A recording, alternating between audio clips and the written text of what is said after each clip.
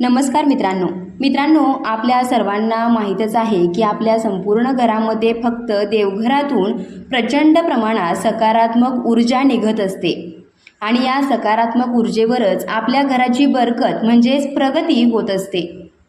आपले देवघर हे अत्यंत महत्त्वाचे आहे आणि म्हणूनच हे देवघर कुठे असावे व ते कोणत्या दिशेला असावे या गोष्टी जाणून घेणं अत्यंत महत्त्वाचं ठरतं।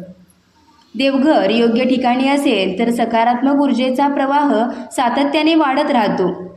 देवघर जर चुकीच्या दिशेला असेल, चुकीच्या ठिकाणी असेल तर मात्र या देवघरातून सकारात्मक ऊर्जाऐवजी नकारात्मक ऊर्जेचा प्रवाह वाहू लागतो। तर ज्या घरातलं देवघर हे जिन्याखाली असते त्या ठिकाणी पैशाची बचत होत नाही, पैसा टिकत नाही। त्या ठिकाणच्या लोकांवरती कर्ज वाढू लागतं, कर्जाचा डोंगर निर्माण होतो।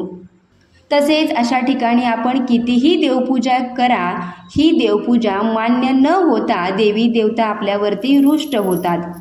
म्हणून जिन्याखाली आपण चुकूनही देवघराची निर्मिती, देवघराची स्थापना करू नका। बाथरूमच्या जवळपास बाथरूम असू द्या किंवा टॉयलेट असू द्या, ही दोन ठिकाणं मोठ्या प्रमाणात निगेटिव्ह एनर्जी निर्माण करणारी स्थाने आहेत आणि म्हणून या दोन्ही ठिकाणच्या जवळपास आपल्या देवघराची स्थापना करू नका।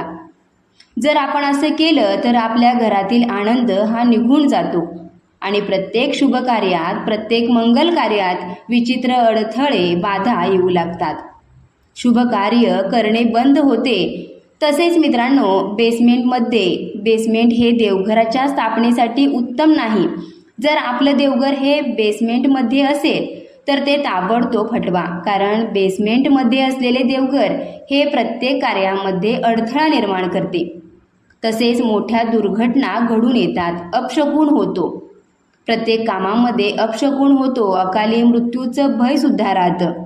सतत घरामध्ये क्लेश निर्माण होतात, घरातील लोक हे एकमेकांशी भांडू लागतात।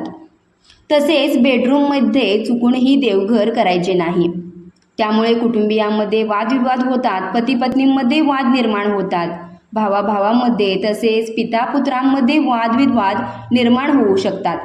परिणामी द्वेषाचं वातावरण निर्माण होतं, कुटुंबियांतील लोक एकमेकांशी वैरभावाने वागू लागतात। या सर्वांकरता एक असा उपाय आहे, तो म्हणजे जर आपल्याला एकाच रूममध्ये राहावं लागत असेल, आपलं घर खूप मोठं नाही किंवा 1-2 रूम आहेत आणि तुम्हाला तर त्या ठिकाणी देवघर स्थापित करायचं आहे, अशा वेळी आपण देवघरामध्ये आणि त्या रूममध्ये एक छोटासा पडदा अवश्य लावायचा आहे। छोटासा पडदा लावू शकता, जेणेकरून देवघर वेगळं होईल आणि इतर कार्य वेगळे राहतील, म्हणजे जे दोष लागणार आहेत ते देवघराला लागणार नाहीत। देवघरासाठी सर्वोत्तम दिशा आहे ईशान्य दिशा। ईशान्य दिशा म्हणजे पूर्व दिशा आणि उत्तर दिशा यांच्यामधील दिशा। या दिशेच्या नावातच आहे ईश म्हणजे भगवान ईश्वर, भगवान आणि ईश्वर म्हणजेच ईश्वर आणि बुध ग्रहाचे प्रतिनिधित्व हे करतात। वास्तुपुरुष जेव्हा प्रथम पृथ्वी लोकांवर आले तेव्हा त्यांचं शीर्ष म्हणजेच त्यांचं डोकं हे ईशान्य दिशेला होतं, त्यांचं तोंड ईशान्य दिशेला होतं आणि म्हणून ईशान्य हे सर्व देवी देवतांची दिशा मानली जाते। म्हणून आपण आपल्या देवघराची स्थापना, आपलं देवघर हे एकंदरीत पूर्ण ईशान्य दिशेला करायचं आहे। ईशान्य कोपरा कुठे येतो हे आपण अगोदर बघायचं आहे, म्हणजेच आपल्या घराचा नकाशा आपण एका कागदावरती रेखाटायचा आणि जो मध्यबिंदू आहे तो पहा आणि या बिंदूपासून तुम्ही पूर्व दिशा लक्षात घ्या, उत्तर दिशा लक्षात घ्या आणि यांच्यामधील दिशा आहे म्हणजेच ईशान्य कोपरा।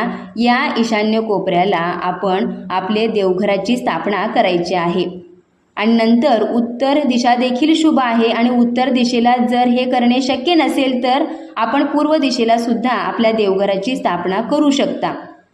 जर या तिन्ही दिशा जर नसतील तर शेवटची दिशा आहे आग्नेय दिशेला तुम्ही आपले देवघर करायचे आहे।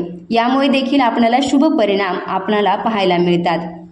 तसेच पूजा करताना जेव्हा तुम्ही बसाल तेव्हा तुमचं तोंड हे पूर्व दिशेला असावं किंवा उत्तर दिशेला असायला हवं। तसेच देवघराचा रंग हा काळा नसावा, काळा किंवा गडद नसावा। हे अत्यंत अशुभ मानले गेलेलं आहे. फिकट रंगाचा किंवा सफेद रंगाचेच आपले देवघर हे शुभ मानले गेलेले आहे.